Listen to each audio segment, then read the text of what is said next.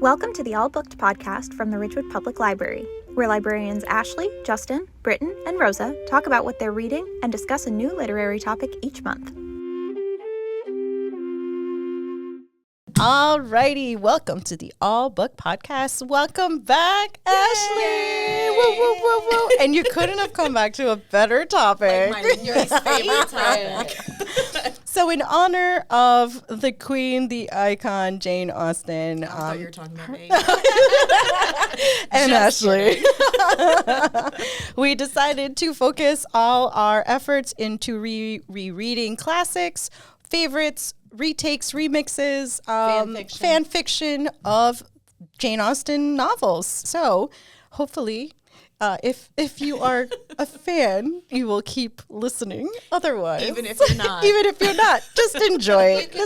You can enjoy Ashley's comments Exactly, if you're not a fan. exactly. Because we all have a hot take on Jane Austen. So stay tuned. So this podcast is going to drop December 3rd.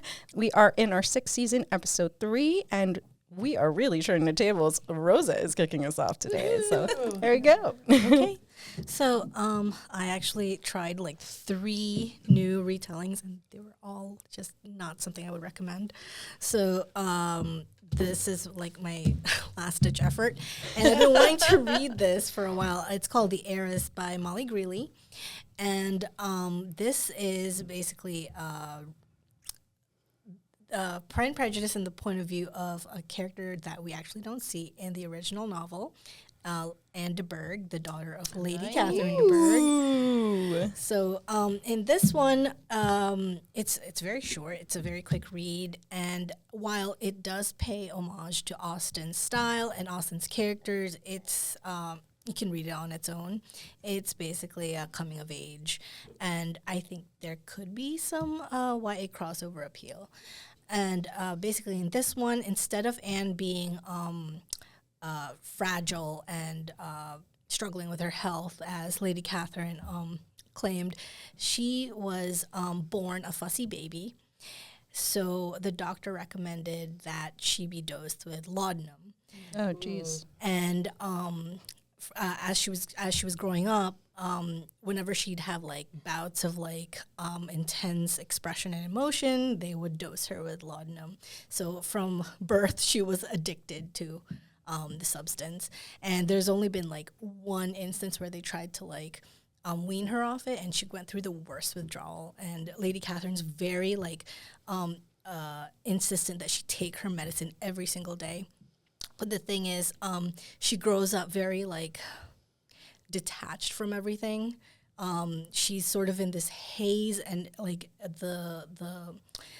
the text, the way the writing style really like hammers this in. Everything's like dreamy, sort of like she's not really present in the moment. She's always very sleepy, or just in this like perpetually drugged state. And the only times when she's like lucid is in the mornings before she takes her medicine. So when she gets like a governess to train her, although she doesn't really do much, because Lady Catherine says if you make her do too much, she's gonna like her health is gonna collapse. So she just like goes through the first like 30 years of her life like under this haze until her dad dies, and she inherits Rosings Park, and it was a wake-up call for her. So basically she embarks on her own adventure, tries to wean herself off the laudanum, and she goes to London and has experiences life like as it should, without like the substance clouding her perception. So this one's very slow, I will say. It's not there's a little bit of romance, and it's not what you would expect.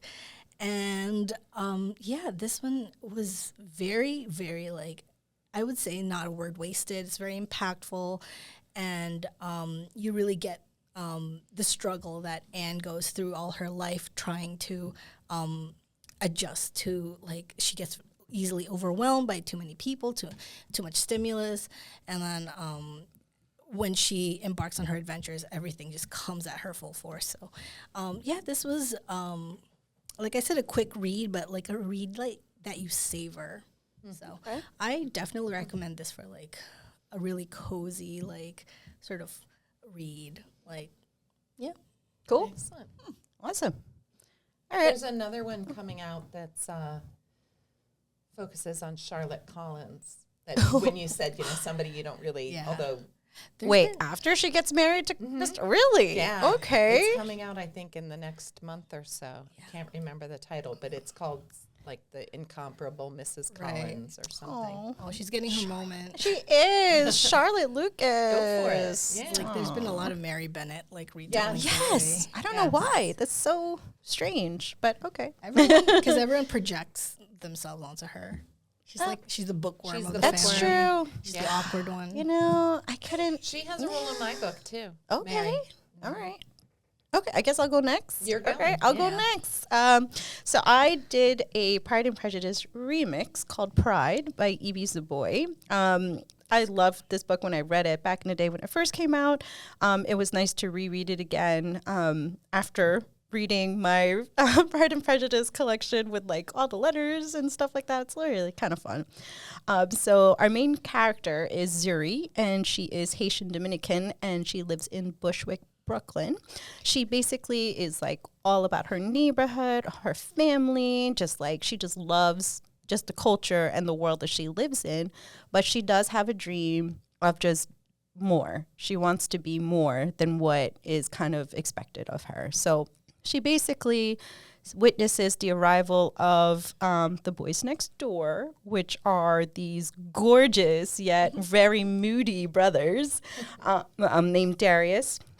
And obviously, just like, Austen, Pride and Prejudice, it's very much like the sister and the brother fall in love and then they hate each other. Just, the mashup you all kind of expect. But it's very, very kind of out of the box, the storytelling. It doesn't focus so much on the romance that is growing between Darius and Zuri, but more like Zuri in her element. Zuri kind of reacting to these newcomers, Zuri kind of seeing how her neighborhood is becoming less of what it used to be. Her sister's kind of growing up, whether she likes it or not. And her sister basically, like, who went off to college and now is back, is kind of like really feeling the boy next door. And she's like, come on, we are supposed to be getting out of here together. What are you doing?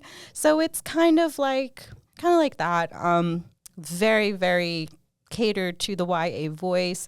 Honestly, E.B. Zoboi, just her poetry she could just write poetry and I'll just read it. I'm not let's be honest, like it could just be totally separate from like this novel. Like you could just enjoy it because it's just so well written. But it's just, honestly, I really could have done without the romance this time around. It's really weird. Is that weird for me? I know. I don't know. But she's just so, like, you read it for the sisters. You don't read it for the boys. But there's a lot about being a young, Black woman living in America, like, just kind of, what's looked down upon when you're not from the right neighborhood. So it's just kind of a very sweet commentary on her life and like what it's like to have pride in yourself, but also like pride in where you're from. There's this like really fun scene like towards the end where she goes with Darius and his sister to visit like their grandma, and their grandma's this like very well-to-do lady and just kind of looks down upon Zuri like the entire time, and Zuri's just like, I don't need this. I'm out. So it's really, really fun. Definitely would recommend it to like high schoolers, even middle schoolers. Really nothing too crazy in it, but that's my book. Cool. Yeah. Okay, so we're saving the best for last.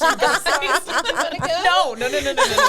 Please I go. thought we said we were going in the order. Go circle. Well, mine's Full not circle. retelling, so you should go ahead. I want to hear about Murder of Mr. Wickham. Mr. Wickham. Murder of Okay, so That's what I mine's wanna not hear a about. retelling.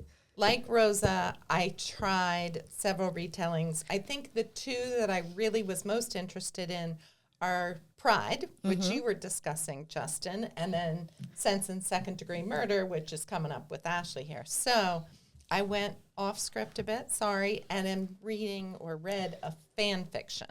I think that's fine. So, I was actually teetering on doing Pride or Pride, Prejudice, and Zombies. So good. honestly what is Ashley good. wanted. Yeah. It was really good. Yeah. Read that too. All right, so The Murder of Mr. Wickham. This is by Claudia Gray, and she says in the beginning, I've played with the timelines a little bit to make them all concurrent stories. And she plays with the relationships a bit. Anne and Frederick Wentworth are currently living at, what was Emma's family home, Hartwell? They're tenants of Emma and George Knightley. Mm-hmm. George Knightley went to university with Fitzwilliam Darcy. You know, Emma's cousin is Colonel Brandon. It's too much to go into. Yeah, to we need figure a it all family out. tree. You don't really need to know. There's just some very tenuous, maybe, reason why we have characters from every one of the books in this story. I should start off by saying, don't read this if you haven't read all the books, because Spoilers. she's got tons of spoilers in there. So maybe if you haven't read all the books, you might not want to hear some of the things I say here. If you didn't know Elizabeth ends up with Darcy, then maybe. So they're all coming to Donwell Abbey because Emma and George Knightley have either had an open invitation or made an invitation, and everybody's staying with them for a very overcrowded house party of loosely connected people. And Wickham shows up uninvited and unwelcome. So like him. So like him. He's particularly unwelcome because he is trying to collect what he views as money owed to him, but it was a scheme, and he has bankrupt not George Knightley, but John Knightley, and Captain Wentworth might have to return to sea because all this money. So anyway, everybody's got reasons. Not everybody. Almost everybody there has reasons to maybe want him dead, which it's not a spoiler since the title is The Murder. See what you did there. He is killed. So it's what is it called? A closed circle mystery. Cool. It's very quickly figured out it had to be somebody in the house. Okay. So Frank Churchill, the local magistrate, shows up and instantly is saying, well, it couldn't be any of these high-class people. It must be a servant. But Jonathan Darcy, who's the oldest son of Elizabeth and Fitzwilliam Darcy, and who, they don't spell it out, but he has autism. Mm-hmm. They don't name it in the book. I'm assuming it wasn't really a diagnosis at the time, but he has several of recognizable behaviors and issues. He and do we have? Oh, great! Fire alarm test. Sorry, Olivia. Well, I don't know where we're going to stop Featuring here. Elias in our podcast. Do you guys want to pause for a second? Wait Sure. for them to be done? Right? Yeah. Do we know? Should we keep going and then we'll You can pause? keep going. Are And you then gonna we'll just I guess start. you'll just cut it. All right. Yeah, I'll cut this. and Cut then- it. Yeah. Cut it out. So Jonathan Darcy, the oldest son of Fitzwilliam and Elizabeth Darcy, who clearly has autism, even though it's never specifically named in the book, but he exhibits a lot of the common behaviors and self-reports a lot of it too. He is appalled that Frank Churchill thinks it's a servant. He believes that's not possible. And Juliet Tilney, who is, it's The daughter of Henry Henry and and Catherine Morland. Catherine Morland, Yeah. right, from Northanger Abbey. Yes. So Juliet Tilney has been invited by Emma because Emma's up to her usual matchmaking, and she thinks my girl. Jonathan should have somebody there. So the two of them are determined to solve Okay. the murder. Honestly, that's all you need to know. It's so much fun. if you like her characters, it is so fun to see how she's imagined their relationships evolving and then these new relationships being formed. Plus, it's a cozy, fun mystery. I mean, I spent a good amount of time going, oh, they're setting it up that it's going to be so-and-so, but no, I don't think it is. And, you know, so Was I it loved who you think it was to begin with? No. No. Okay. But I was very close. Okay. So, Okay. I how's like that for an that. answer? I like that. Okay. I'm going to put it And on my TBR. I haven't read any others, but apparently this is like the first in a series. Sweet. So maybe I'm looking Next to one's see if about there's- Willoughby. Willoughby's The in this one too, very briefly. I'm so sorry. John Willoughby's the worst. It's a good lead-in, too, because Willoughby's the worst. And so I am not a part of this world. I never have been. Jane Austen is just not my cup of tea. It just I see hasn't what been. you did there. You like I that? did. I'm see what you trying. did. To the listeners, effort there's is just not there. enough death. That's all. It's not the death; it's the horror. It's Both. it's just I don't know what it is. So I am back from maternity leave, and when I was gone, I was reading like a book every 2 days. I was on this massive reading kick. It was that 2 a.m. I'm awake anyway, might as well read. I was reading so much. And then Justin told me, hey, when you come back, we're going to talk about Jane Austen. Screeching halt. Stopped reading. I was like, I don't know what it is. To be fair, we said we were going to do retellings. I know. Yeah. And you instantly It's went still hardcore tainted for me. right to the. I I mean, know. maybe we should have just let her watch Clueless. Should have. Yeah. The best I enjoy one. Clueless. See? Here's the thing, though.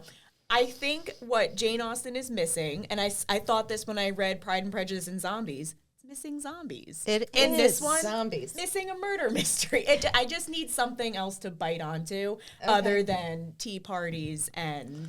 The Pray social tell. commentary. Pray tell. Yeah, I get it. I feel like it's heavy-handed. I think that's my issue. snark. Okay. Yeah, it's heavy, and also it's just so boring. It's so boring You're to not me. into the high society. She's not. not into the wit Makes and me- humor and banter of Jane Austen, which is It fine. makes me sleepy. All right. Okay, well, you did say you were reading I at did, 2 that's a.m. true. I was. Man, that was rough. I'm sitting there reading. I'm like, oh my God, reading the same page. She over actually and texted over. me. She's like, here we go. Painful. I got about 45% of the way through it, and I was like, I just need to stop. But anyway, I have full disclosure. I have never read Sense and Sensibility. Okay. So reading Sense and Second Degree Murder by Tirzah Price was delightful. There you go. So So see, even if you're not an Austen fan, You there can is find an stuff. Austen Yes. light out there for you. So what I liked about this one, you know what it actually reminded me of? It reminded me of the movies Sherlock. Remember? Okay. Meaning that like everything was a twist, a turn. I never knew exactly like it was a constant whodunit. Like it kept me guessing because there were so many characters in this story that I thought it could be. Okay. Right. That I thought that it was well done. All right. So all of that being said, now also full disclosure, I have not yet finished this one, so I don't know who did it. But all of that being said, so this is a retelling of Sense and Sensibility. So they just sprinkled in some murder, and apparently then it makes me a fan. But we have the sisters Eleanor and Marianne, which Justin and I were talking about this before. Marianne is still not great. She's the worst. She's the worst. I don't know what she's like in the original, but in this one, she's annoying. But and they also she have feels everything. A little too very- much. She's very deep in her She's an feels. empath. yes. Yes. But they also have Margaret in there too, the younger sister. But what's nice is like each one kind of fills their own piece. Right. Where they together as a troupe, I feel like that's when they're complete and they can all add something to their like murder mystery solving approach. So anyway, what starts off as what you think is going to be one mystery ends up being like 5 mysteries. Oh, dear. I like So, that.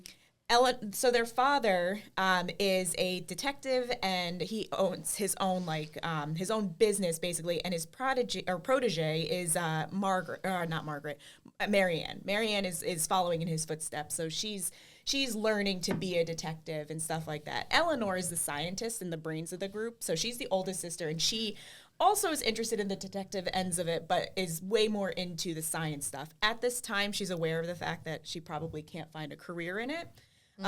Just because she's a woman.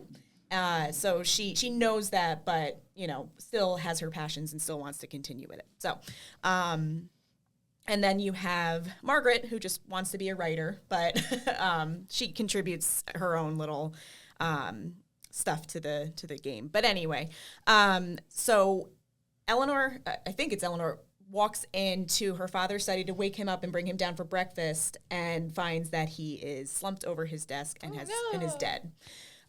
It's ruled that he had a heart attack and died. But, of course, We don't believe we it. sense foul play.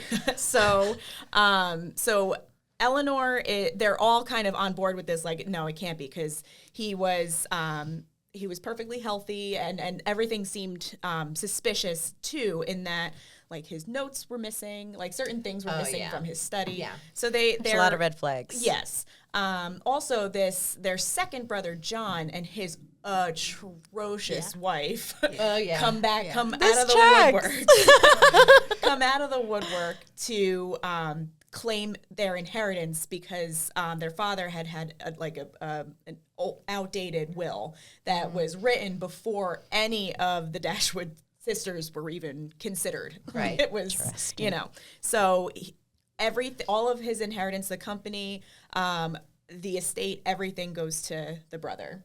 Of course, and his lovely wife, who is just horrendous.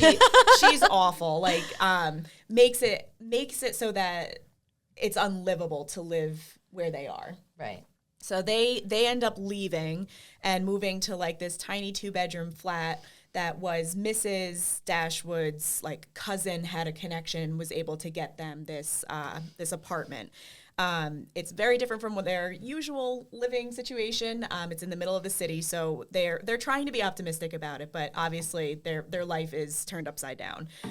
They also are only given a small bit of money each, and originally they thought that this was going to be ongoing, and it's not. It's like this much, and then that's it. They were getting nothing else. So now that comes into play, like, we need to figure out what we're going to do as far as money goes. So Eleanor dabbles her hand in making perfumes, and that doesn't last. So they decide that they're going to at least wrap up the final cases that her father had left open-ended. And that's where those other situations come into play. So first is, who murdered Mr. Dashwood? Right. Was it an inheritance scam, or was he closing in on someone with his final investigations and was murdered because he was getting too close? So there's that mystery. Okay. Then there is the mystery of Eliza Williams, which is one of the cases that he was studying, which she was a scientist who was researching new pain-reducing methods. Okay. They claimed that she died in the lab accidentally, but all of her research disappeared. So suspicious findings there. I'm not suspicious. I'm not superstitious. I am a little stitious about this. And then there's also finding Lucy Steele, was another character, a husband. She asks the Dashwood sisters to do a background check on some eligible bachelors, but somehow in all of these cases that they're researching, Lucy keeps popping up, and they're like, why are you always here? So they're going to look into that a little bit. Mr. Willoughby, who saves Marianne from getting hit by a carriage, he just kind of, makes himself nice and comfortable in their life. Slid into her DMs. Basically. They know nothing about him, and yet he's just always there. so they're a little suspicious about him, too. And then Even Marianne? Well, no, and that's what's hard, is, like, Marianne's all swoony over him. So they, and then you have Eleanor, who's like, what is wrong with you? Like, It's just this so guy is sketchy. As a You gotta person look into him. who loves Sense and Sensibility, the way you're describing just the dynamics is hilarious. Like, I'm trying not to laugh. on. It is so spot on. It's also very, very realistic to being a sibling and having sisters. Like Yes. it's super realistic of how like actual sisters are. And the last mystery that they're trying to, or they're indirectly trying to figure out, is Edward Ferrars, who is Fanny's brother, the awful sister-in-law. Fanny. So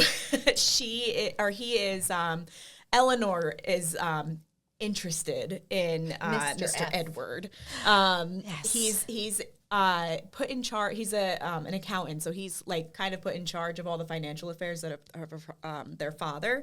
But then it turns out that he is not employed where he said he was this whole time. So he's been lying to them the whole time. So there's a lot of open-ended, like, this is what I mean, like, who did this? So it's quite a web, and it's really well written, and it's engaging. I will say I'm enjoying reading it. So should we tell her that this is really the story? Yeah, I pretty mean, like, much. you could just read Sense and Sensibility. Yeah. 'Cause there's Then I'd so have to much do it. Just don't want to. I don't know what it is. Maybe it was introduced to me at a time when I shouldn't have been I don't know. I was a awful. You were high school jaded. kid who didn't want to read stuff. So I don't know. Because there's other literary writers and stuff like that I love and I've enjoyed. Something about Jane Austen I could never get into. I mean, not nice. this version, this retelling, they're trying to solve the murders. Yeah. In Jane's Sense and Sensibility, they're just basically talking about There's no murder. There's no murder. There's no This murder. is what I mean. mystery. Yeah. There's mystery, and there's well, what is this? Yeah. But it's not. It's not murder. I guess Ashley needs murder. She is. need Title of the podcast, Ashley Needs Needs Murder. Jane Austen retakes. Honestly, though, I as I said before, Comfort reads are Yeah. Stephen King. I know. I know. We really threw her in for a loop. Going into this, I was dreading talking about, and when we get to the next part where we're like answering questions about Jane Austen, you're gonna get radio silence. You're gonna bow out of this one. I just don't have anything. But this was, if they were all written like this, I'd be like, all right. And this is back to what I was saying.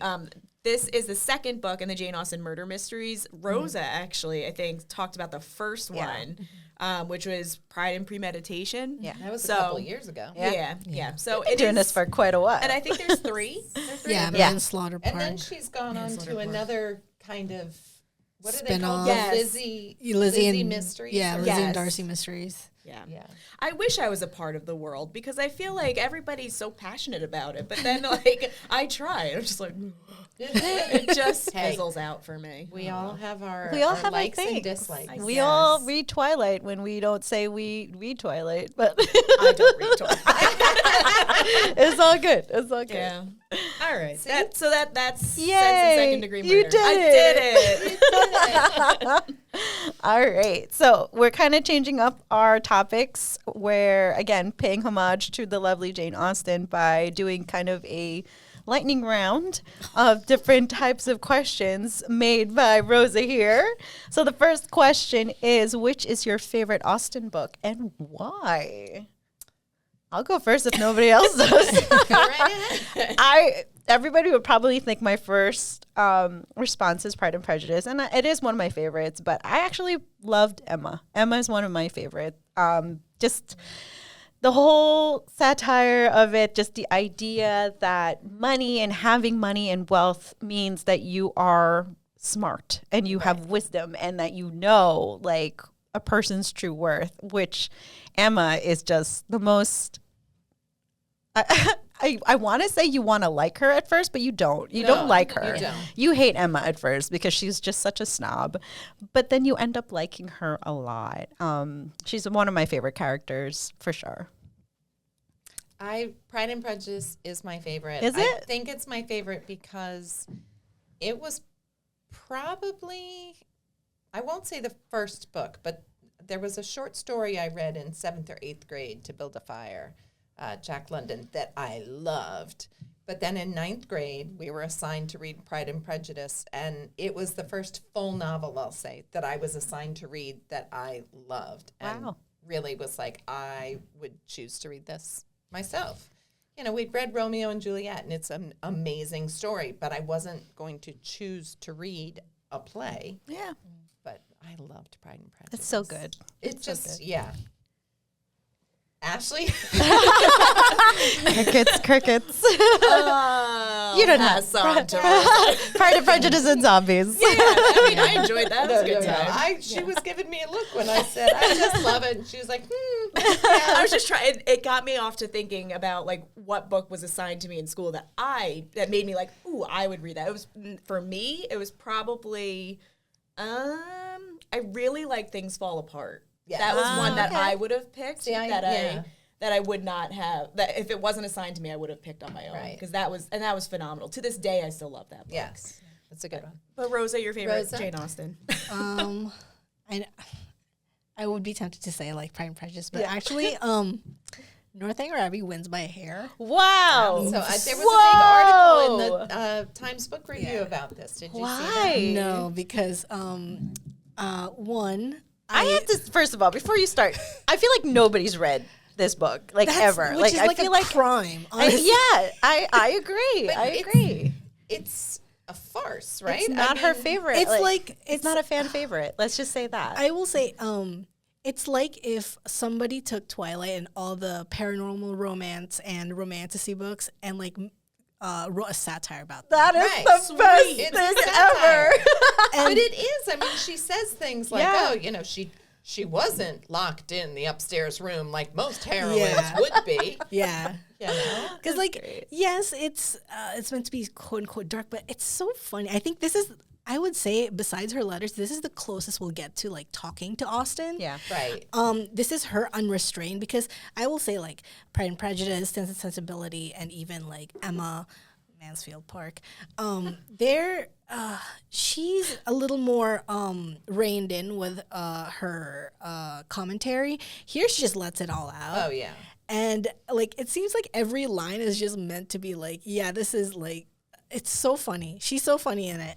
And I just love the characters. I mean, I know everybody wants to be Lizzie, but let's face it, we're all Catherine. We're all fangirls. Yes. Well, and in The Murder of Mr. Wickham, she becomes an author. Right. Catherine. Yeah. Catherine Morland is just such a everybody sleeps on her. Yeah. Everybody sleeps on her. Yeah, Well, I know. that's because she's not your typical heroine. Yeah, you're Yeah, right. That's exactly. And I can wax poetic about Tilney, but that's for another question.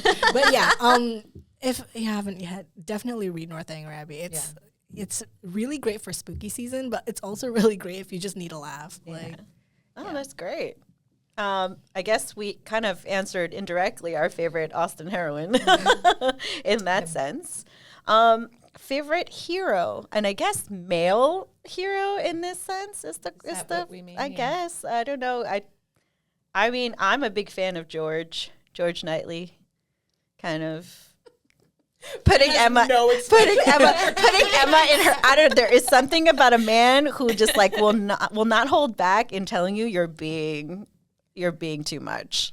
Like tone it Badly down. done. Like Emma, poorly done. Poorly done, Emma. But yeah, so and he's compassionate. Yes. Like he's so kind to Miss Bates, and you just want to tear your hair out whenever you see her like blocks of paragraphs. She's just talking and talking. It's like, yeah, but you know what? She has no friends. I know, and you're just like your heart bleeds, but it's just like he was like so kind, and like I think honestly, also like Darcy, obviously, because like he will just be that quiet, reserved guy in the corner that will save your sister from a bad marriage. So Go way out of his way. yeah. Even though like he doesn't really like you yet, And then like- say it's his fault. yeah, what is that about?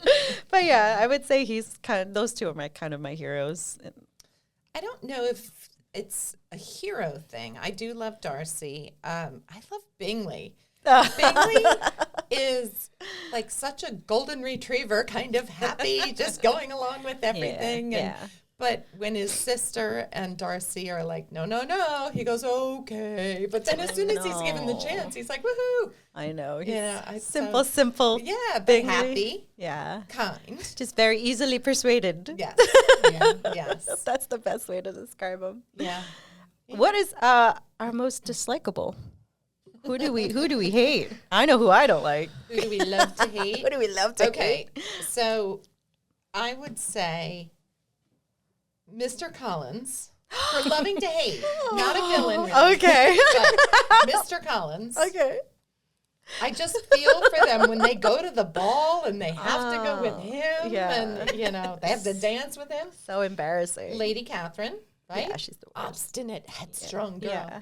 But also, I love Mrs. Norris, and I love the fact that she becomes the cat in Harry Potter. Yes, named Mrs. Norris. yes, she's actually the there. worst. Aunt Norris, Mansfield Park. Aunt She's the worst. Horrible. Yeah. She's just so like, she just hates on Fanny for no reason. It's because she's poor. Exactly, because her mother married for love. So it's just like shame. It's just She's like just a bully. Yeah. But she's not even their mother, and she's so busy on, you know, kind of, yeah, no, definitely.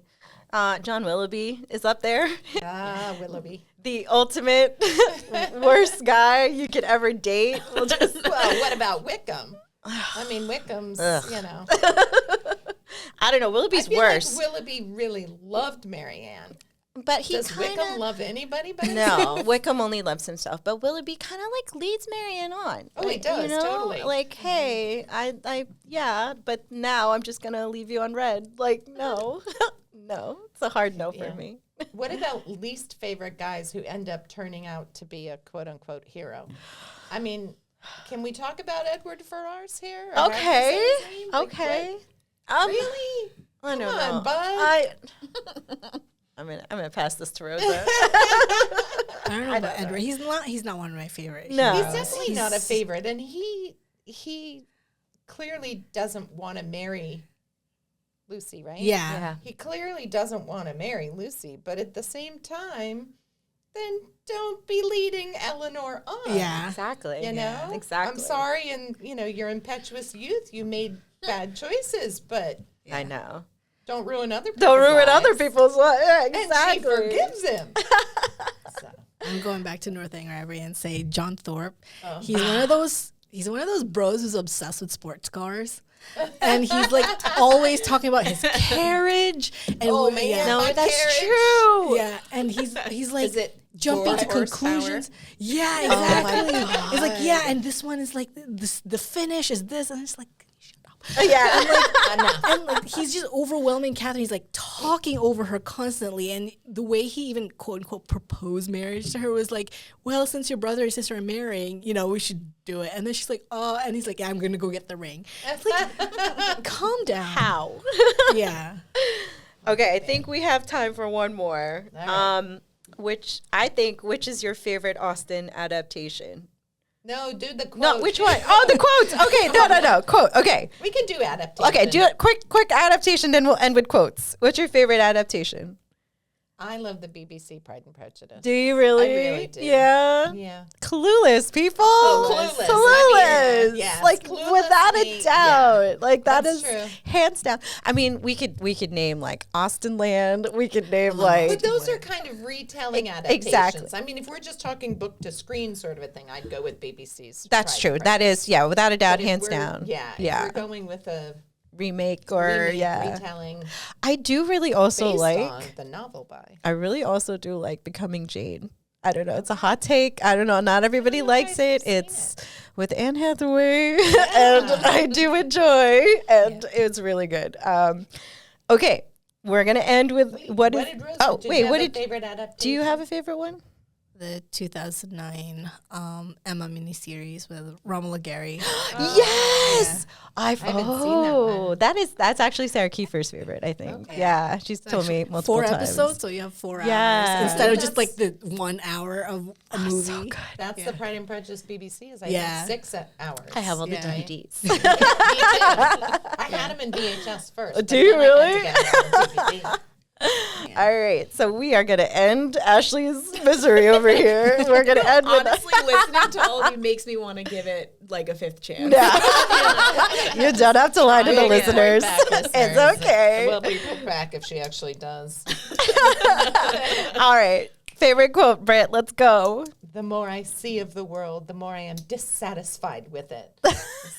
Eliza Bennett. Amazing. Amazing. I love that one. My favorite one is when Elizabeth is having dinner at Catherine de Bourgh's. And she asks how old she is, and she's like, with 3 younger sisters grown up, replied Elizabeth, smiling, your ladyship can hardly expect me to own it. Like, come on. Yeah. Best quote ever.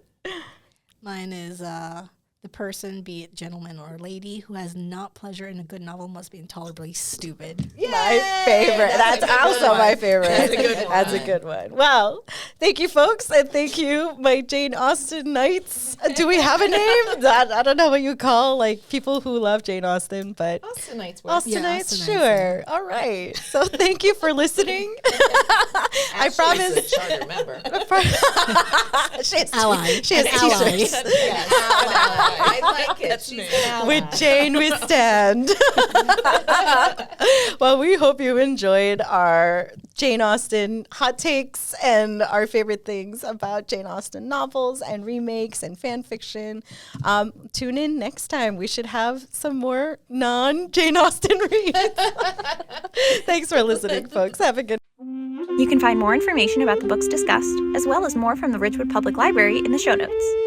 All Booked is hosted and directed by Ashley, Justin, Brittin, and Rosa, and produced and edited by Olivia Esteban. Original music composed and performed by Ben Huff.